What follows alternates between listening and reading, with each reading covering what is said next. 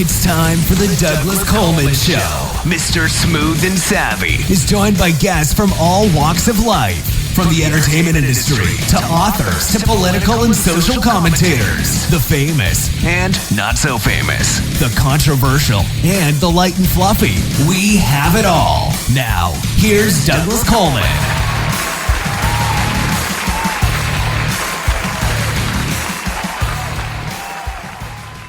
Okay, please welcome to the Douglas Coleman Show, Sam Harris. Hey, Sam, how are you? I'm good. How are you? Doing just fine. Thank you so much for coming on the show. I appreciate it. I've been a big fan of yours, you know. You and I are the same age. And are we really? Well, 43? Honestly, you know, you are a year older, but we're close. We're very close, and I remember Star Search, and I remember, you know, so I am glad and privileged to have the opportunity to speak with you. I think it's great. Well, thank you. I know you've got a movie out. You know, I don't normally use notes for my interview because I just do like a conversational style interview. But when your name came through from the PR company, I thought, Sam Harris, okay, well, he's been on every talk show known to man. So perhaps I should write out some notes or something just to, you know, presumably be a little more professional about this. So I did. Whatever you do is fine. So I wrote out some notes, and then I watched your film, Ham, the Musical Memoir. Good. Yes. And every question that I had written down was answered by the film. Well, there you go. All that trouble for nothing. So I rolled my eyes, threw away the questions, and I said, you know what, screw it. I'll just go with my basic style of just off the cuff, and let's see what happens. Yeah. So good. I really liked your movie. I thought it was great. Amazing job you did. Thank you. With that. Thank you. I'm really proud of it, and there were a lot of extraordinarily talented people that worked on this and made it happen from its inception. From, you know, the book to the stage to the film. So I'm a grateful guy. I did want to ask you something about the stage production of this. So obviously that's just a film of the live performance that you did, right? How long did you run that live? We ran it in New York first, and Billy Porter helped develop it from the page to the stage, and he directed the New York production. And then we ran it in Los Angeles twice. We ran it at the Renberg Theater, and then we did it at the Pasadena Playhouse, which is where it was shot. So, I don't know. The first time was a few months in New York, I guess, and then a few months of Los Angeles. I don't know. It's all a blur to me, Douglas, because you've seen the show, and when I watch it, I'm exhausted from watching. I was too. I don't even remember how long we did it. I know that it was just something that I had to sort of be in the shape of an athlete for, because it required pretty much all of me, you know, physically, vocally, emotionally. Well, aside from the physical challenges of that show, obviously you did it for a while, and you did it, once a day, twice a day, plus a Saturday matinee or something like that? Yeah. Because of the content, because basically you're reliving your life every single night. Mm-hmm. Did you have to have like a certain mental disconnect for that? Because in other words, like if you did just a play like Death of a Salesman or something that wasn't really connected to you, you know, you could go through it and just do it every night, and it's very routine. You got your lines, all that. But because this is your actual life that you went through, I mean, I would be neurotic by the end of the week if I had to relive my life every night. Well, I think, I mean, when you are doing a play that someone else has written, you do, as an actor, you do use your personal life and experiences to inform that performance and imbue it with your reality, even though the words are about another character. So there is an emotional element of doing that, even if it's not about you. In this case, as you mentioned, it is me, it is my life, and I can tell you honestly, there's no emotional disconnect during the show.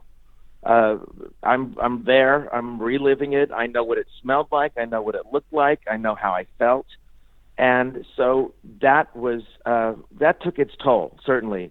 But I am able to disconnect as soon as the curtain goes down, If I wasn't able to do that, then I would be a mess. So that's that period. Yeah. And you go there, you feel it, you cry, you laugh, whatever is happening. And then when it's over, you have to be able to say, okay, done. And now it's 2020 and I'm back here in this reality. Yeah. Exactly. I'm in the COVID nightmare. It kind of makes me long for the 70s again, you know? At least that wasn't an issue. It's a whole different world. Right, that's true. Yeah. So I wanted to ask you a little bit about Star Search. For people that aren't as mature as you and I, Star Search was the first one of the American Idol, X Factor, America's Got Talent, The Voice, all those shows, right? It was absolutely the first one. It was the audition process the same? I mean, you had to wait in line and hundreds of people and all of that cattle call kind of style. Well, when I did it, it was the first season. So it wasn't known. So what they did was they scouted talent. Oh. They took, they definitely had auditions that were an open call. But in the beginning, they were, who have you heard of? Where am I going? They found me in this little dumpy club in Santa Monica and asked me to come and audition. And it was so basic in that first season, before the show had ever been taped or much less aired, that I remember singing in a room that there were like 7 or 8 people sitting there, and the piano was in the hall outside the door, and I stood in the frame of the door and sang to them with the piano outside. It was that basic. And then they rejected me. And then they called a few weeks later. There were 2 people there, and I'll never forget them, Jan Wallner and Steve Stark. And they said, we need to look at him again. I think this is something different or special. And they put me on. And, the difference, too, Douglas, between that time and that show and what's happening now is they kind of let you just do your own thing. I wore what I wanted. I sang what I wanted. There was no catalog, there were no groomers. There was nobody trying to turn somebody into a pop star. I really got to sort of do what I wanted to do, for better or for worse. And so there was something, I think, simpler and less produced than it is now. Although these shows now, I got to say, man, I think they're just extraordinary. To give a platform to new talent, it's fantastic.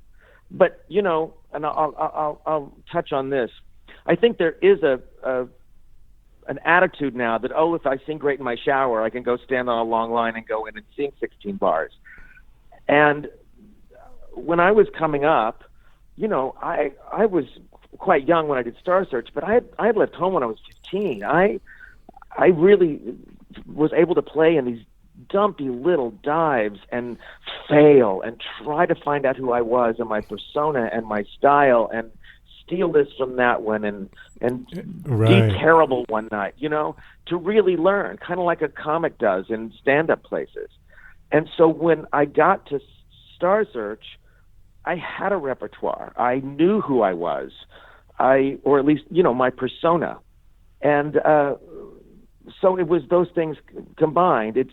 And the people, I think, who do really do great on those current ones, it's because they've been doing it. It's because they've paid their dues, and they didn't just say, my dad says I'm a great singer, so I'm going to get online. Well, I agree. I mean, I think it's important when the people go in there that you've got to have some chops and some experience and some rejections on your belt before you try to go on one of those. I know this was a long time ago, before internet and YouTube or any of that. Did they film any of the audition process for those original Star Searches? Certainly not in my year. Okay. Not the premiere season. They may have, but no, mine does. I don't think they did. If they did, I've never seen it. Because you know how it is now on the new shows, they film everything. The people outside. They film everything. Yeah. Exactly. No, they didn't do that then. So I wanted to ask you also about Over the Rainbow, because that obviously was Judy Garland's signature song, and it's sort of become yours now. Did you pick that song, or did that song pick you?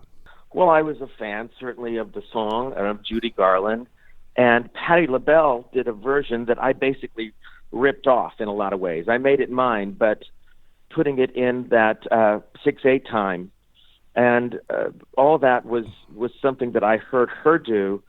And, you know, when I was doing Star Search, I would never pick my material in advance. I mean, I had a repertoire and I had things, but if I won, I wouldn't pick the next week until I had won, because I didn't want to jinx it, you know? I didn't want to get cocky about it. So that was actually one of the few songs that I had never sung. And I remember each week as I was going through and say, oh, I've done this one before. Oh, I like the arrangement of this. And I would just sit on my floor with record albums and go through them and listen and pick things and see what struck me. And so in a way, the song chose me. It felt like what I wanted to say. And it's funny, Douglas, because when I do look back at those songs that I sang on that show, and frankly through my whole career, all of them, for the most part, are about hope and about change and, triumph over adversity. It's sort of been a theme of my whole career, but I look at those songs and they're about that hope, that over the rainbowness in lots of different ways and different songs. And I think that maybe in retrospect, that might have helped me sort of become a favorite during that, because it was identifiable. And who doesn't want that, right? Oh, who doesn't absolutely. want a little hope? You're listening to Mr. Smooth and Savvy right here on The Douglas Coleman Show. We'll be right back after these commercial messages. DJC Music and DJC Productions are pleased to announce a brand new website. We have started a listing website for radio show hosts as well as potential show guests. This is a meeting site where hosts and guests can come together. Show hosts can list their show and types of guests they're interested in booking.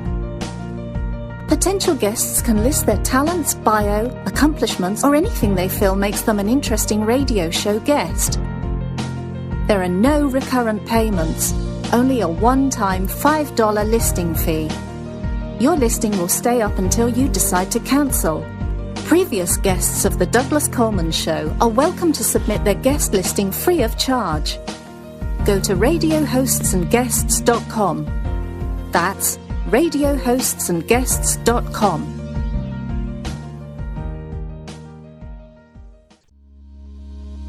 Love coffee, huh? But wait a minute. It seems like every time you finish a cup of coffee, you get all of these side effects along with it. Heartburn, digestion, upset stomach, acid reflux. As the world's first and only organic acid-free coffee, Tyler's Coffee is able to provide a healthier option in the solution for more than 100 million individuals who have sensitive stomachs or suffer from acid-related modalities. This is Tyler's acid-free coffee. Coffee without the consequences.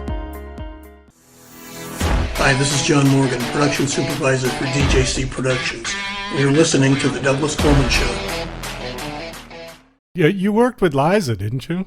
I've worked with Liza many times. How is? Did you get a chance to talk to her or ask her about her mother or anything? Liza and I were best friends for many years, and we've fallen out a bit. But there were many years that we were very close and worked together a lot and spent much of our lives together. And so, sure, I've heard a lot of stories. And, you know, she's the real deal. She's an old-school showman, and she knows how to plant her feet and sing a song. And I think that we had that in common, that we knew what that feeling was, to allow yourself to be vulnerable and plant your feet and sing your heart out and put it all on the stage, you know? Yeah, I've always been a fan of Liza, too. She's had a pretty amazing career and amazing career. Yeah, pretty fascinating life, up and down. I mean, she's really done the highs and the lows, yeah. And she's still with us. How's your voice? How's your voice these days? I mean, in the movie, it sounded fantastic, yeah. Are you still? Well, I would say it's similar to that. I mean, we didn't shoot that long ago. And, of course, during COVID, I'm not performing. I'm not singing around. I'm not in concert anywhere. And so it's a muscle like anything else. You know, it's just the vocal cord's just a dime-sized little muscle. And they take working and working out like any muscle. And so, you know, during this period where we've been isolated and I've asked to do a number of benefit things or Zoom shows or different stuff, and I'm like, oy, I'm a little rusty. I'm a little tired. But it's there. And when you've been doing this as long as I have, there is a technique there that allows you to sing. And also there's muscle memory. So I'm certainly not in the shape, I'll be honest. I'm not in the shape that I would be if I was doing a long-running show or if I was, you know, touring or doing concerts. But I have it's there. I just have to dust it off a little bit. So you're not having any. You can hit the high notes as much as you did when you were 20. 20? No. Okay. My voice has. I mean, yes, I hit the high notes, but I think I have more richness in my voice, and I've got more depth, and more on the bottom too. Okay. So it's funny because my longtime music director, Todd Schroeder, who's just brilliant, he's like my musical soulmate, and we've been working together for almost 30 years, and we would go, you know, to concerts and all over the place, and we realized one day that I was doing everything in the same keys that I did when I was in my early 20s. And Tom was like, why are we doing this? Why are you doing this? Just lower it a step and make it easier on yourself. No one will know. It's the same intensity. It's the same passion. And there was this sort of weird guilt, like I was cheating somebody out of something. And it's like, hell no. It doesn't need to be there, you know? The same effect happens when you're, you know, if I'm 50, why should I be singing in the exact key that I sang it when I was 20? Well, okay. No, I was just curious because, I mean, your voice sounded fantastic. I didn't notice if it was in a lower key than, or you were singing any different. I was like, wow. That was the first thing that struck me. I think that what I did, I think lowered, I think Over the Rainbow is a step lower than what I did it originally. Because I did see Elton John, and I mean, I think half of his songs were about 3 keys lower, but he still was great. Definitely. But, you know, his voice certainly isn't what it used to be, but... Well, it doesn't need to be because, you know, I think for many performers who've been around a long time, they bring something to the table that they didn't bring when they were first beginning because they have had a life. They have the richness of that life and more to bring to the song. Because ultimately, Douglas, you know, I'm a storyteller. I write books, I write plays, I write, you know, and as an actor, I'm a storyteller. And as a singer, I'm an actor. And when I do a song in concert, it's a mini play. So I have more to bring to that now at my age than I did when I was 20. Yeah, very true. Can I ask you a little about Danny and Cooper? Sure. Yeah? Okay. Sure, yeah. So you guys adopted Cooper, correct? Mm-hmm, yes. And how was the process? Because I know things have changed, but adoption used to be a really brutal process for people. And what was your experience with that? Well, I'll tell you, I mean, I think that it would be really great if biological parents had to jump over those hurdles and do the things to qualify them as parents that adoptive parents have to do. Because I agree. Yeah. A lot of people would be weeded out. True. Yes, very true. No, I mean, it was difficult in that it was very, very detailed, but it wasn't, Cooper was born 12 years ago. So it's not like many years ago where everything was in secret and you didn't get information and you never told your child they were adopted. And there was some sort of a strange thing, almost shame attached to it in some ways. This was a very open process, and we had an extraordinary birth mother and a great attorney who's the one who did everything. And then you go through you climb it, you do, everything is vetted, everything is done, and we are the ones having to prove ourselves to our birth mother because she is entrusting us with this very, very, very precious cargo. So that was our intention.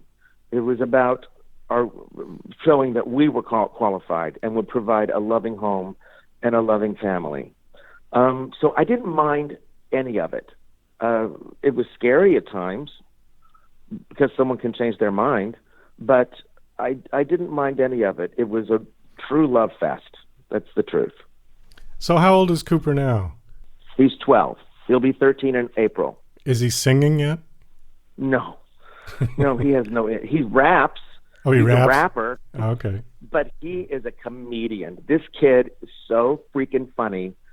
I mean, like, dry adult humor. He's hysterical. And, you know, when he was born, I wished two things for him, which was health and humor. Because if you have those things, you can kind of get through anything in your whole life. If I didn't have humor, if I didn't have self-deprecation, if I wasn't able to laugh at situations, I would have been done for a long, long time ago. It's such a survival tool to be able to, you know, comedy is basically tragedy with a twist. And it's prime for me, prime. So if he was suddenly showing interest in becoming a performer in the entertainment industry, which way would you go with it? Because I've heard stories of famous parents who their kids either they wanted to do it full bore or they had no interest in it whatsoever. And you'd have to give them a realistic view of it. Yeah. Like it's not going to be easy. It's not, yeah. Yeah, I mean, I think if you can screen somebody out, then they weren't meant to do it, you know, because it does require a total commitment and a total passion. And I don't care who you are or how long your career has been or how big a star a person is. The ups and downs are inevitable. And the people who have long-term careers are the ones that just stuck through. And if you could look at the most famous, actors, and there were times, you know, I was watching a Dolly Parton documentary last night, which was just extraordinary. And she is an icon, and she's amazing and was so focused and so determined and so talented. But there was a time in her career in which her record company dropped her and she couldn't get a job. And, you know, people forget that when you look at the overview, but that's the nature of the beast. You just keep going. So if my kid wanted to be in show business, I would really want to question him to make sure that's really what he wanted. And if it was, and he showed the investment that it takes and the recognition of how rough it can be, then I would be all for it. But if I didn't see that in him and he thought something was going to be easy, I would definitely discourage it. Well, I think that's a good approach. We do have to wrap this up. Unfortunately, we just kind of blew right through our time. Your film is called Ham, a musical memoir. Where is it available? Where can people see it? It's exclusively during this month of December up until the beginning of January at Lemley. The theater chain has just gone virtual. It's a very peculiar spelling, Laemmle. Has so many vowels in the beginning and not enough at the end. So it's there, and then at the beginning of January, it'll be on Broadway HD, and then we will go wider after that. But I'm so excited for it, and I'm so excited, Douglas, for it to be out during COVID, because we need some humanity. We need to laugh. We need to cry. And I'm just so very proud of this, and I so appreciate that you watched it and enjoyed it. Oh, I loved it. And in fact, I probably will watch it again, because it moves quickly. And I may pick up on something that I missed the first time around. But oh, well, thank you. Thank you so much. Okay. My guest is Sam Harris. Take care, Sam. Thanks so much for coming on. I you too. Be well. Okay. Happy holidays.